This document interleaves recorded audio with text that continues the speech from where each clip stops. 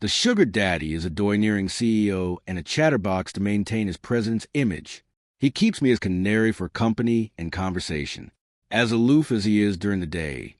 That's how verbose he becomes at night. Today at the company, I overheard them praising me, saying I'm even more handsome than the hottest celebrity. They also said if they could sleep with me, it would make their entire lives worthwhile. I never knew I was this popular. Why aren't you speaking? Are you also enchanted by me? I'll take your silence as a yes. Then I'll grant you a little satisfaction. With that, Lucas leaned his lips toward me. But I have aphasia. I panicked, yet could only shake my head and wave my hands. Lucas, however, restrained me. Don't like it here? Prefer here instead? I moved my lips, barely managing to utter a no. Lucas excitedly cooped my face. Like a dragonfly skimming the water, he kissed my lips once more. Then he happily asked me, "Seems like you prefer kissing here. I'll remember that for the future." I shook my head. Lucas covered my mouth and continued on his own. No need to explain. I get it. Seems you like it all. I am Lucas's canary, the kind that purely keeps him company through conversation. Lucas is the CEO of a city's leading conglomerate, an unattainable existence in the eyes of the outside world. But he's a chatterbox. So to maintain his cold and domineering CEO image, he hired someone who doesn't like to talk as his emotional dumping ground. I have mutism. When my parents separated when I was 10, neither wanted me. I became a child without a father or mother. Grandma raised me single-handedly. Grandma was mute and couldn't speak, so I followed her example and used sign language, too. Feeling abandoned, I thought I was nothing but an extra, so I stopped speaking, too. After a while, I developed mutism. Of course, I became a chat companion, a canary in a gilded cage for money. My grandmother was ill. She needed a whole lot of money, fresh out of college. I simply couldn't come up with hundreds of thousands for treatment all at once. So Lucas and I hit it off immediately. But I never told Lucas I couldn't speak. I was afraid he'd reject me like everyone else did. Our first meeting was at Lucas's company. I went for an interview, but he abruptly pulled me into the stairwell. He started rapid-firing words at me.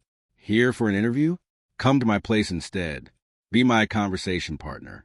$30K a month. Take it or leave it. I'm suffocating here. The company's full of old fossils who keep nagging about who knows what all day.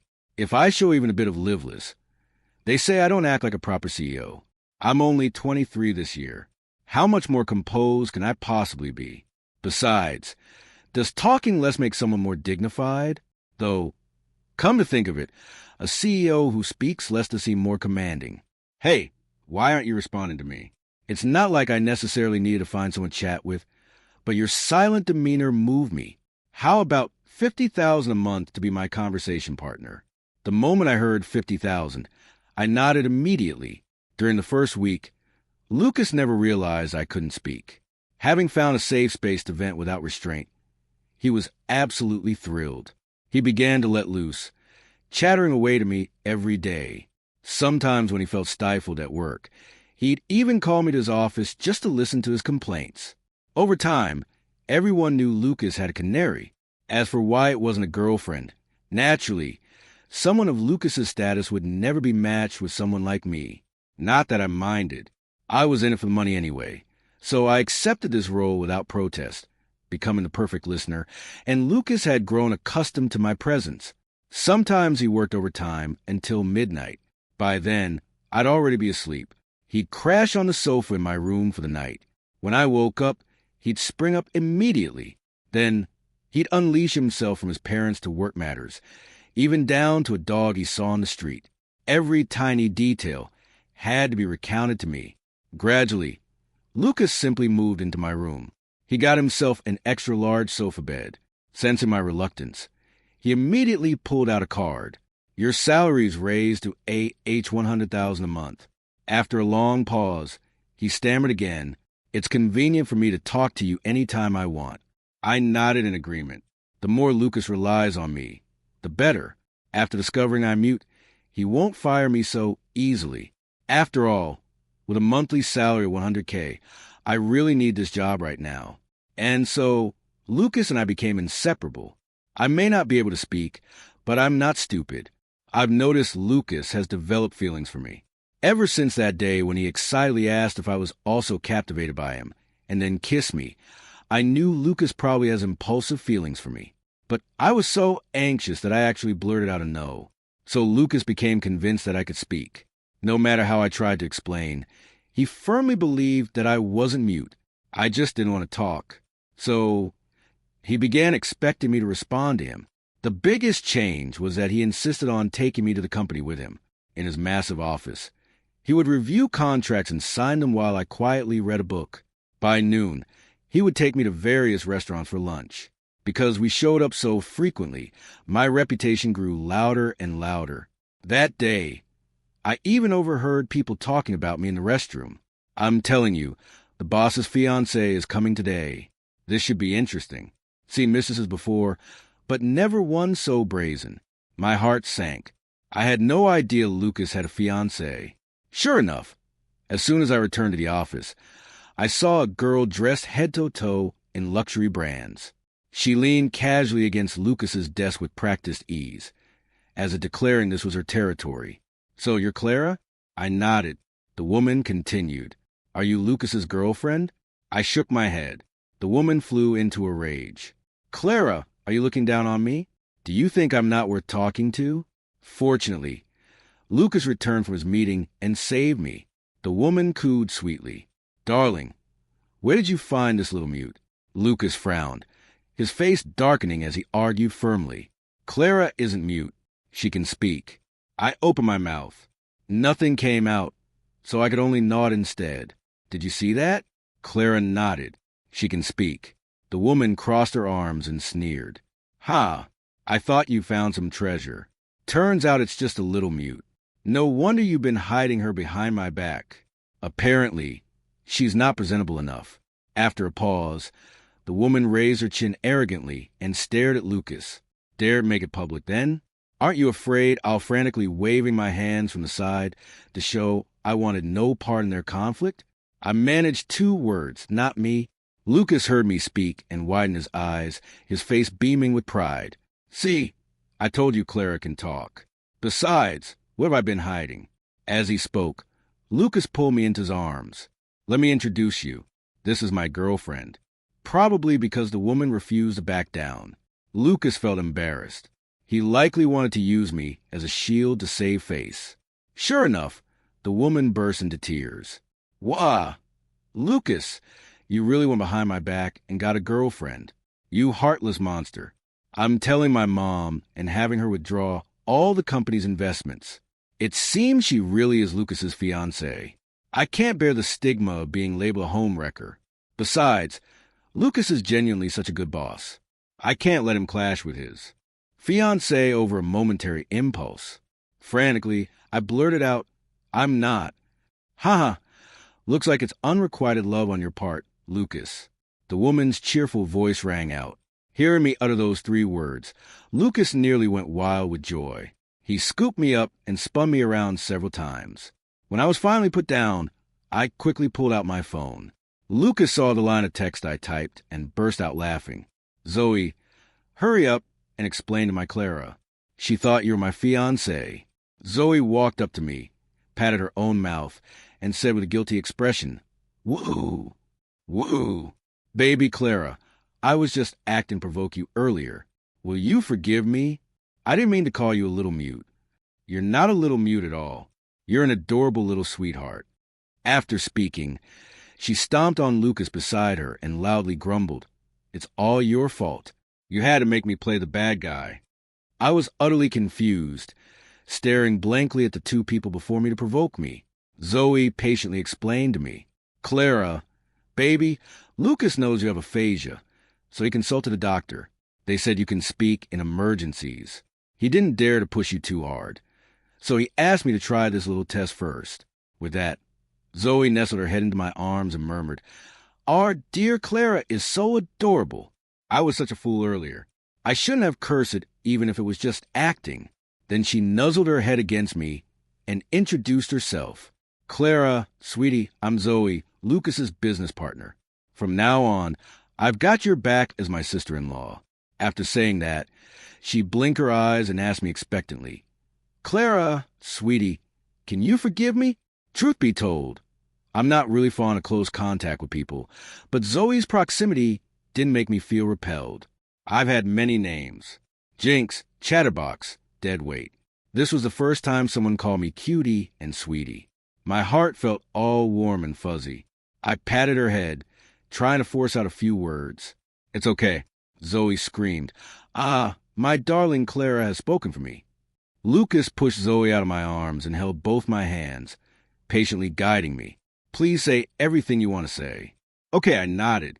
Despite my best efforts, the rest of the words wouldn't come out, seeing the eager expressions on their faces. I felt disappointed in my own inability. For the first time, beside my grandmother, someone actually wanted to hear me speak. Zoe noticed my mood. She slapped Lucas. All right, don't rush. Give our dear Clara some time. She'll speak when she's ready. Lucas anxiously apologized to me. Clara, I was too impatient just now. Don't worry. I believe in you. I know you can do it. Lucas confessed his feelings to me, but in a shamelessly persistent way. I don't care. We're already sharing a room. I'm practically yours now. You have to make it official. I'm a domineering CEO. Now the whole company, even Zoe, knows I like you. If you don't agree to be my girlfriend, I'll lose all my dignity. This series of actions made me suspect that Lucas had planned this for a long time. Yet, I didn't refuse. I softly replied, Okay. Truth be told, I liked Lucas, too. I liked how he chatted away with me every day. For the first time in over a decade, there was someone who tirelessly talked to me. Actually, when I was little, I was a talkative girl, too. Back then, before my parents divorced. As long as I wasn't sleeping, my mouth never stopped moving. My parents found me annoying. They often dumped me at the neighbor's house. There was a boy next door, the complete opposite of me. He didn't like talking or interacting with people. The adult said that boy had autism. The neighbor's mother liked me very much. She said that when I spoke, her autistic son's eyes would follow me. Though he never responded, you could tell he enjoyed listening to me talk. Later, the neighbor's family moved abroad for his treatment, and I never saw him again. In Lucas, I saw glimpses of my younger self. That little girl who was always bursting with things to share, whose face was perpetually lit up with smiles. That's why when I realized Lucas had fallen for me, fear gripped me most of all. Fear of losing my employer, fear of losing someone who was willing to talk to me about anything. But Lucas gave me courage. I wanted to speak again. After officially confirming our relationship, Lucas and I terminated our employment contract. I started working at Lucas's company, doing the design work I love most. I gradually progressed from uttering 1 or 2 words at a time to speaking in 3-word phrases. Just when I thought everything was getting better. 3 months later, Grandma passed away.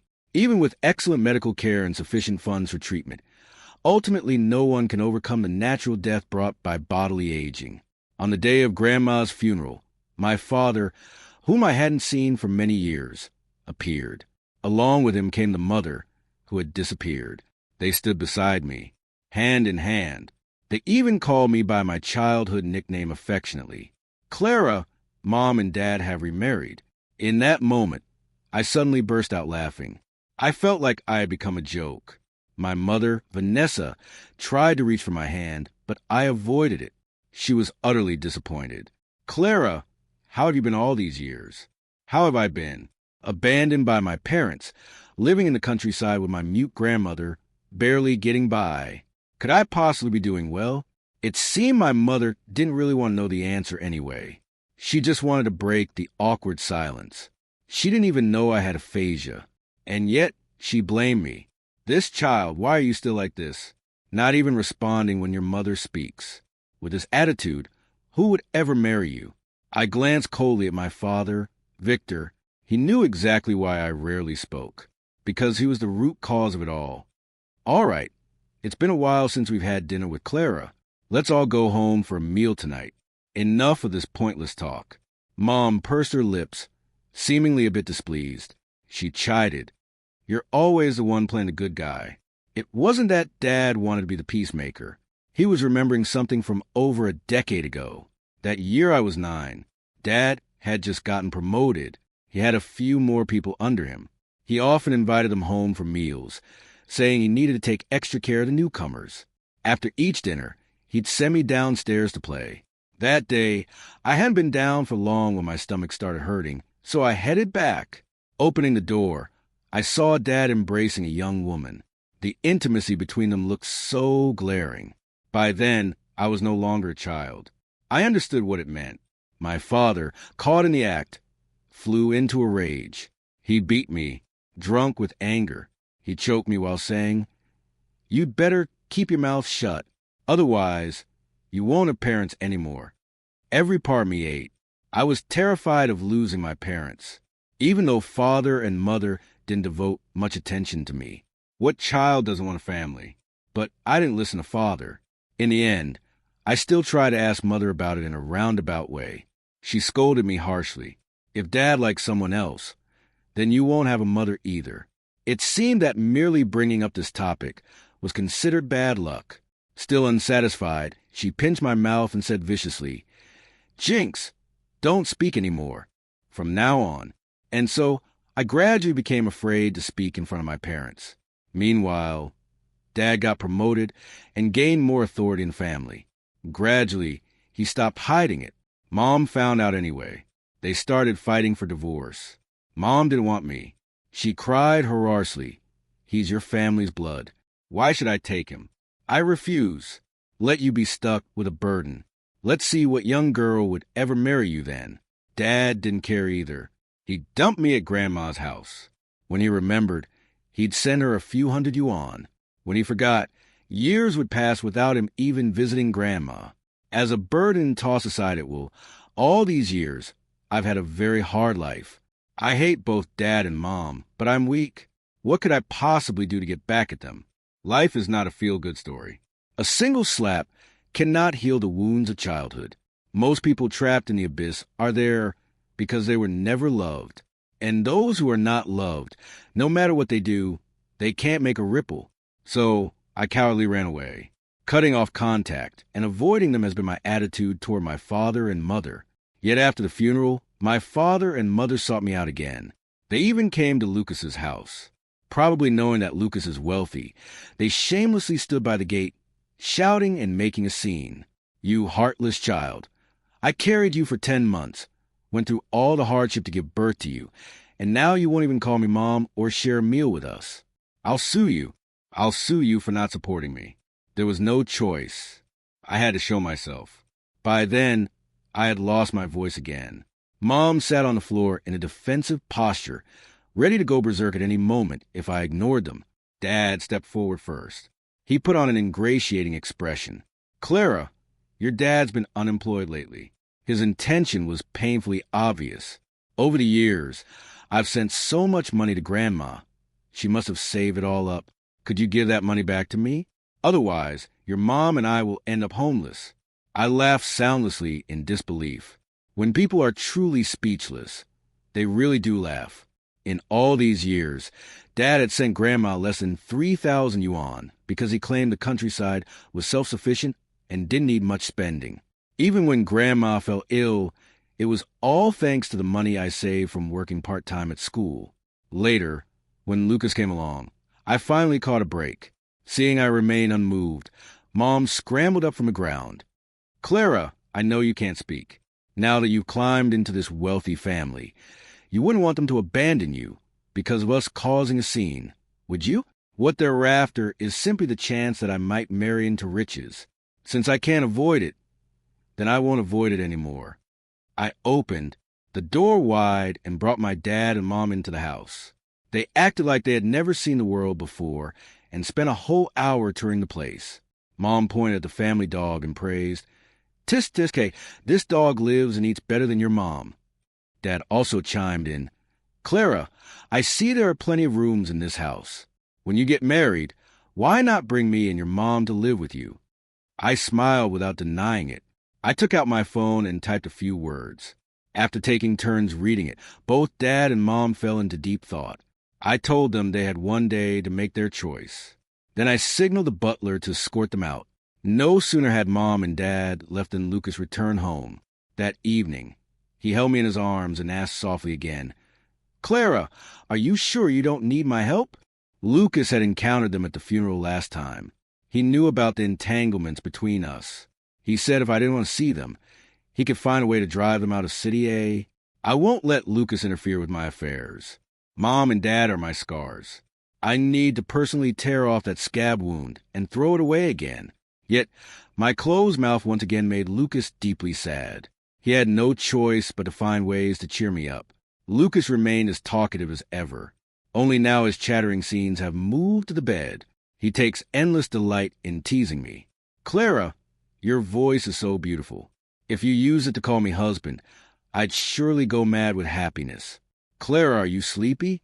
If you don't answer, that means you're not sleepy. So, let's go another round. Clara, will you marry me? Let's have a child. On second thought, let's not have a child. I'm afraid it might hurt you." I no longer wallowed in the sorrow of Grandma's passing because I was too busy. During the day, I was busy with work and dealing with my father and mother. At night, I always drifted off to sleep to the sound of Lucas's chatter. The next day, Dad and Mom made their decision. I told them that Lucas and I aren't married yet. Moving in is out of question, but I could arrange a job for them. Only one position. They'd have to decide between themselves who takes it. That's the best I can do. It's also the most tolerance I can offer for the way they abandoned me.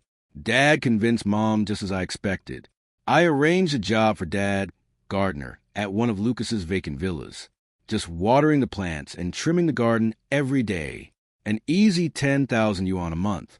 My father takes advantage of the fact that I'm the future mistress of this household and naturally does nothing at all. I turn a blind eye to it. What does it matter whether he does anything or not? My goal was never to acknowledge these two as my parents. I have many flaws: timidity, cowardice, low self-esteem. But the biggest one is that I'm not so magnanimous. I can never forgive them. So I'm going to make them turn against each other again. As expected, human nature can be provoked with just a little push. My father goes around boasting that I'm the future wife of the conglomerate's heir, and as the one about to marry into wealth. This father of mine can now claim to be half aristocracy himself. Using this status, he's once again started dallying with every flower and blade of grass in sight. That day, Mom went to the unused villa again to find Dad. This time, I had the butler let her in. Just as she entered, she witnessed Dad harassing a new maid. "I'll soon be the father of this household's mistress. Why would you need to work as a maid doing such menial labor if you follow me? This whole villa will be mine soon, and I'll make you its mistress then." Mom rushed forward and kicked Dad right in his sensitive area. "You bastard, Victor. You promised to remarry me but kept delaying the paperwork. Turns out this was your real scheme all along." As they wrestled with each other, I stood by the second-floor window with a barely noticeable smile. A dog can't change its habit of eating. Mom couldn't stand Dad's gaze lingering on anyone else, including me, his own daughter. And the stricter she controlled him, the more Dad wanted to prove he could handle more than one woman. So he never missed an opportunity to drive a wedge between them. Just needed to add fuel to the fire. Right on cue, the butler appeared as I'd instructed. He played a video. "Victor, sorry about this, but our boss said you won't be needed next month. These are the items you stole during your month here, totaling 100,000. Deducting your monthly salary of 10,000. You still owe us 90,000. Mom's voice echoed throughout the garden. "What? You get 10,000 a month, and you tell me you only have 4,000. You embezzled 6,000. You old scoundrel. And I even gave you the opportunity." The butler wisely stepped back, letting the two fight out first. Mom ended up with a bruised and swollen face. Dad got bitten in several places. Only after the two finished fighting did the butler speak up. "Victor, are you going to return the money, or should I call the police?" Father glared at the butler and roared, "I'm your mistress's father. How dare you speak to me like that? Watch out, or I'll have you fired." The butler remained unfazed, picking up his phone to call the police. Father grew frantic. He remembered my words to him. "Dad, If you hadn't been sending money to Grandma all these years, I wouldn't have survived. But Mom abandoned me once, and I still resent it. Only if you make her taste the bitterness of abandonment will I feel satisfied. That's just his nature. And with my encouragement, he became even more unrestrained. But now the situation seems to be out of his control. He flailed on the ground, begging for mercy. Let me see my daughter. She has money. She definitely wouldn't bear to see me go to the police station. Mom touched the wound on her face. Remembering the words I had said to her, she took advantage of Dad's distraction and sneaked up to the second floor to find me. Dad couldn't find me. This was a trap, I said. How could I let him find me? He was sued by Lucas. Naturally, he wasn't willing to accept it. But that wasn't the end of it. Human sorrows and joys don't interconnect. While he was searching everywhere for me, he accidentally discovered that Mom had begun living the luxurious life of a wealthy socialite. So he had no choice but to turn to Mom. He knelt beside her legs. Darling, please save me. I was wrong. I'll never do it again. Having grown accustomed to being waited on hand and foot these days, Mom had thoroughly enjoyed this life of extravagance. Though soft-hearted, she couldn't bear to part with such a comfortable lifestyle. Because I had laid my cards on the table with her. I told her I had been abandoned. I needed to make Father taste the bitterness of abandonment, too. Only then could the hatred in my heart be dispelled. Her ears echoed with those words. Mom, of course I want to honor you, but I also need to see your sincerity. Originally, Mom wasn't quite willing to abandon Dad.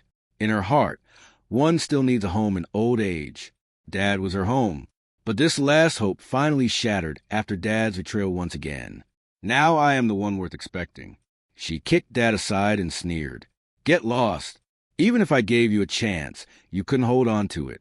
Now it's time for you to watch me live the good life with envy. 1,000 for every insult I give her. Mom went crazy with joy seeing the endless stream of money on her phone. Pa, don't think I reconcile with you this time, because I love you. With your wretched state, you're not even worthy of polishing my shoes. Dad's eyes turned blood red from the verbal assault. He grabbed the fruit knife on the table. Step by step, he advanced. Mom's stream of abuse hadn't stopped.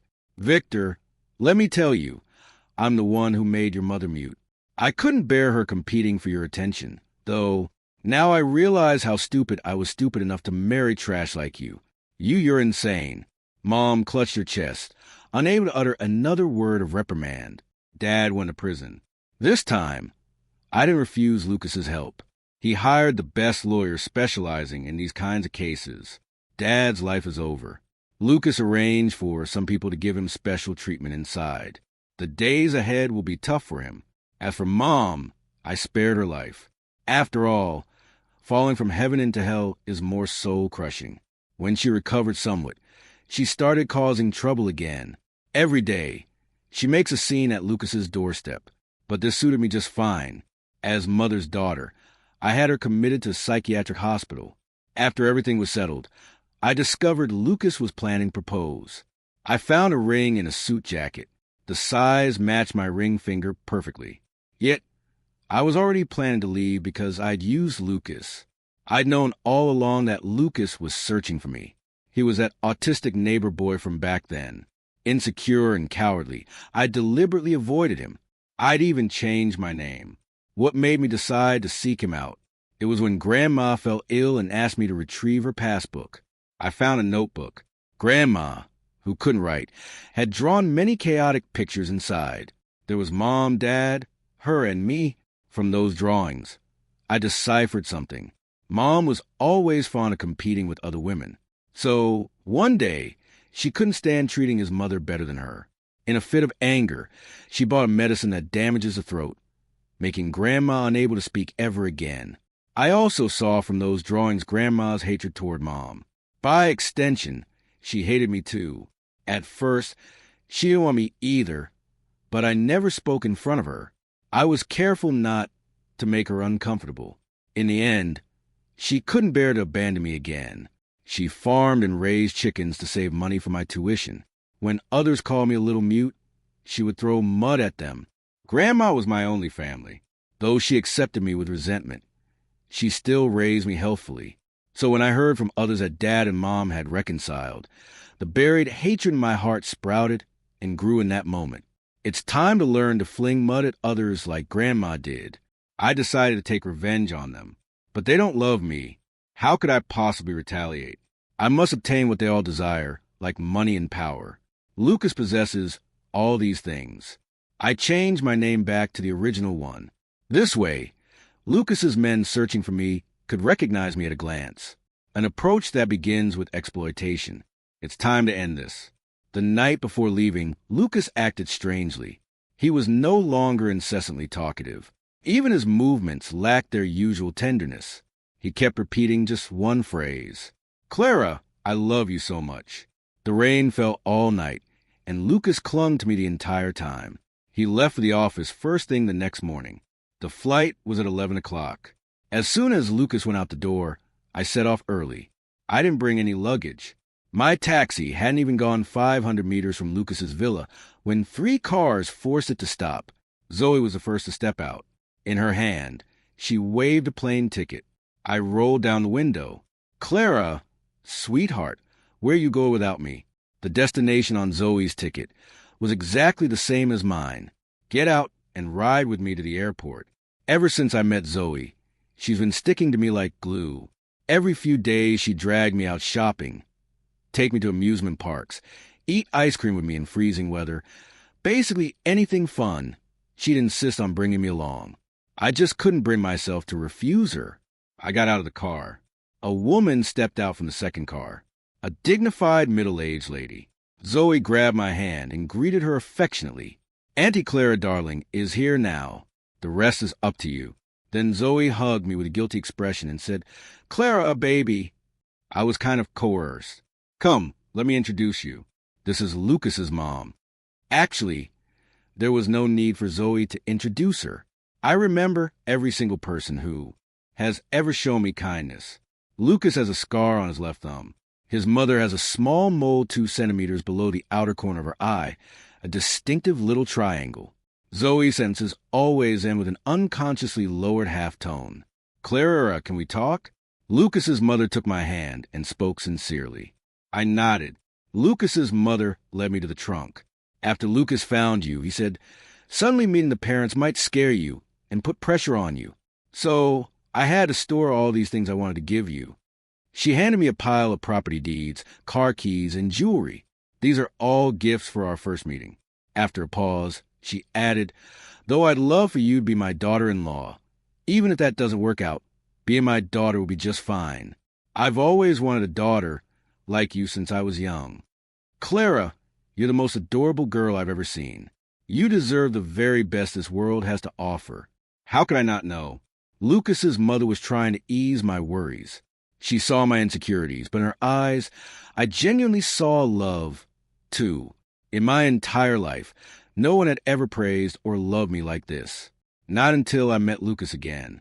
Only then did I realize that being with someone who's inherently good can make the whole world seem brighter. They magnify your virtues. They whisper softly that you're wonderful, that you deserve all the beauty in this world. I don't know when Lucas from the third car came to stand beside me. He knelt on one knee holding a ring box and asked me earnestly, "Clara, will you marry me?" This time I didn't hesitate. "Yes." Lucas excitedly lifted me into his arms. "Clara, you're finally willing to speak again. Say my name. Tell me you love me." I glanced shyly at the 2 people beside us. They tactfully retreated. Before leaving, Zoe waved her ticket playfully and said, "Sister-in-law, I don't care. This trip is what you owe me. Pay me back next time." I smiled and replied, "Okay, I definitely will." Lucas wasn't the least bit surprised that I could speak. "So you knew all along?" Lucas nodded. "Call me first. Lucas, MHM. What else? I love you." After Grandma passed away, I locked myself in my room and cried the entire night. In between sobs, I kept calling out these words. "Grandma, please don't leave me. I'll have no family left after this. Grandma, I will definitely avenge you." After recovering, I didn't dare speak to Lucas anymore because I had failed his sincere feelings. So I chose to escape through silence. After the excitement faded, Lucas wore a stern expression and said angrily, "Don't ever leave me again. I knew all along that you recognized me. You don't need to feel guilty about using me. You're now the chief designer of the group. Having you jump ship would be my loss.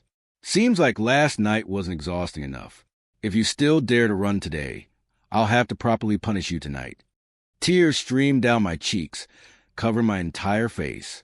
Lucas panicked, wiped away my tears, and said earnestly, "Darling, it's not that you took advantage of me. I did it willingly. And from now on, you'll have family, many of them. My life has been too full of misery. I don't want to pass that misery on to anyone else." All I could do was keep running away. Fortunately, in the end, there was someone as radiant as the sun willing to pull me out of the abyss. It turns out it's not just pain that can be passed on. Joy can too. Lucas and I got married in a hurry. Soon after, I gave birth to twins. My son inherited my talkativeness and love for laughter from my childhood. My daughter inherited Lucas's aloofness from his younger days. But I only wish for them to always be happy and wear smiles on their faces. After getting married, I stumbled upon Lucas's diary. One day in a certain year, a certain month, it was a good day. The girl I had been searching for over a decade, she came to apply for a job at my company. I recognized her at first glance. However, her resume stated she suffered from aphasia. My assistant found out everything she'd been through these years in just half an hour. That once chatty and cheerful little girl has turned into a little bitter melon. It's all right. This time I'll be your little sunshine. On a certain date, Clara still hasn't recognized me. I noticed she seemed somewhat afraid of the dark, so I came up with a plan to move into her room. While I was at it, I gave her a raise, too. What a clever little me. On a certain date. Actually, I'm not pretending to be talkative. It's just that when you're in love, the urge to share becomes overwhelming. But Clara remains indifferent. Today, I suddenly had a strong urge to kiss her. So, I acted like a rogue, never expecting she'd actually say no. Some year, some month, someday, the doctor said Clara's condition needed strong stimulation. I searched online for many methods. Some were too extreme. I'm afraid of crossing the line, but it's fine. We'll take it slow. I have a lifetime to accompany you. Some year, some month, someday. Grandma passed away and Clara's two irresponsible parents have come back for her. For Clara to fully recover, she must confront her inner demons. I revealed my identity to those two scumbags. A certain year, month, and day. So happy. Clara wants revenge on those two scumbags. It seems my Clara can handle it herself. All I need to do is quietly support her from behind. I notice Clara seems to be able to speak again, but she still refuses to talk to me. Why is that? It must be because I haven't done enough yet. A certain year, month, and day, I proposed to Clara. She actually agreed without hesitation. The light of my youth has now become the light of my future. Clara, do you know when I was a child, I didn't have a father, and my mother was always busy with work. It was you who chattered by my ear all day long, making me want to talk. I realized that a person's voice could be so pleasant. I discovered that there are so many fun things in the world worth sharing. Even the little dog downstairs became adorable under your descriptions. Because of you, my world gained color. Darling, I'm glad it's you. I love you.